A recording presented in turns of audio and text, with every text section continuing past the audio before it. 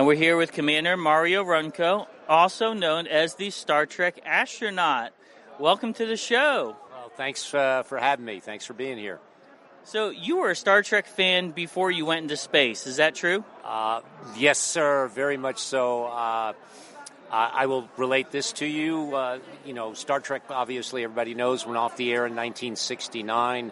Very disappointing moment in my life and in history in general. And I remember really wanting to bring Star Trek back, and I actually attended the first ever Star Trek convention in 1972 in New York. And, and that was a very spontaneous convention. It didn't have a lot of highly organized inputs to it. It was a fan-based, if you will, a ground roots event. And it was quite exciting to see the fervor.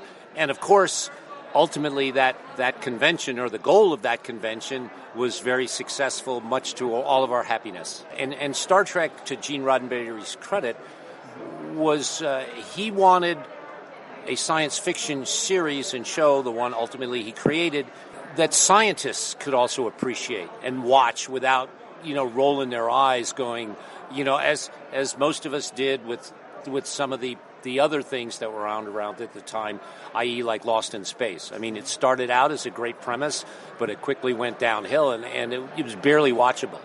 If Dr. Smith was in the room right now, what would you do to him? I think I would commit murder very easily. I don't know why they ever had that character on the show. He was a complete... he should have never been on the show, and I despised that whole concept of having that internal,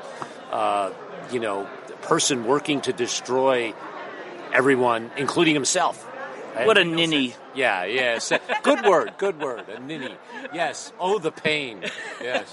So let's talk about the collaboration between NASA and Star Trek. Like, as fans, we saw when the Enterprise shuttle rolled out, there were Star Trek celebrities there, but early on, from what I'm understanding, is NASA did not embrace cross-pollinating science fiction and science fact. Right. Well, the Public Affairs Office, the publicity arm of NASA, had to learn to grow, to embrace, if you will, the science fiction. At the time, it was a little stuffier, maybe, and they were reticent to intermingle with Star Trek, if you will, in this case, because there was a mentality that it might seem like we're trivializing what we're doing. Mm-hmm. And I always felt from day one quite the contrary. I think it enhanced what we were doing. Mm-hmm. It extended the vision of what we were doing, and was certainly a great marriage, if you will.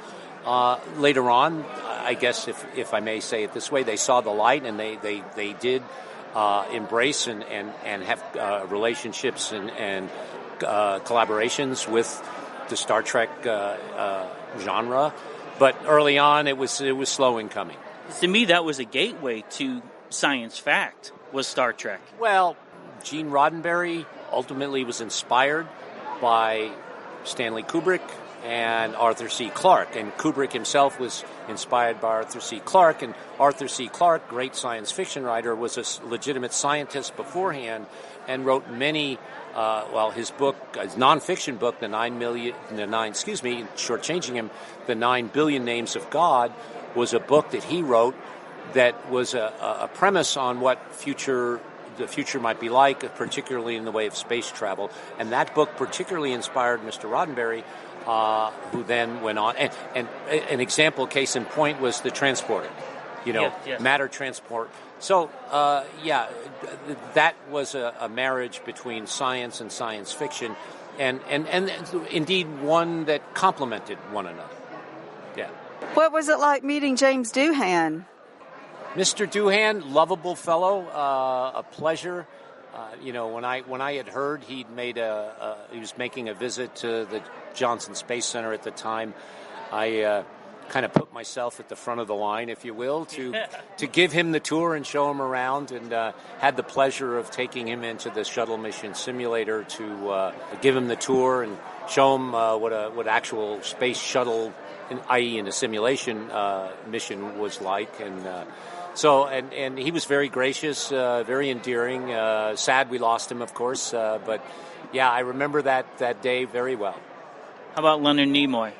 Mr. Nimoy, same thing. I had the pleasure of touring him around Kennedy Space Center one time when he was doing a narration for a film shoot for ABC television, and they were there the whole day, and I actually was touring him around, and then we took breaks from the tour when he had to do the filming, and at other times when we were just getting tired to be on our feet, and basically spent the day with him, and he got to know me, and I got to know him. It was very, very, very memorable occasion, and we became friends, not close friends. It's not like we were texting each other or Facebook friends, but we knew each other, and he was very gracious. He sent me the ears from Star Trek IV, the movie that he wore in the movie, as a return thank you gift. I have those, and I cherish those. So, walking away as a Star Trek fan, I'm inspired by people like you. What did you think about Star Trek fandom in general, how it helps us, and especially Gene Roddenberry's vision, gives us a hope from humanity?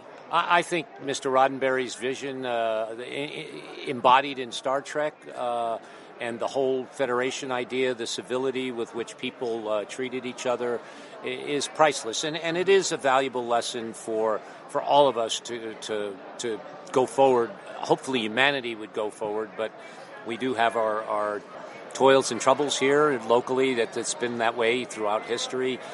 Maybe one day we'll get to the point in the 23rd century where we've done away with war and disease and all of that. I mean, one can always hope and be very optimistic about it. Thanks for listening. Make sure you hit that subscribe button and join our Facebook group. Live long, and may the Force be with you. Nanu Nanu.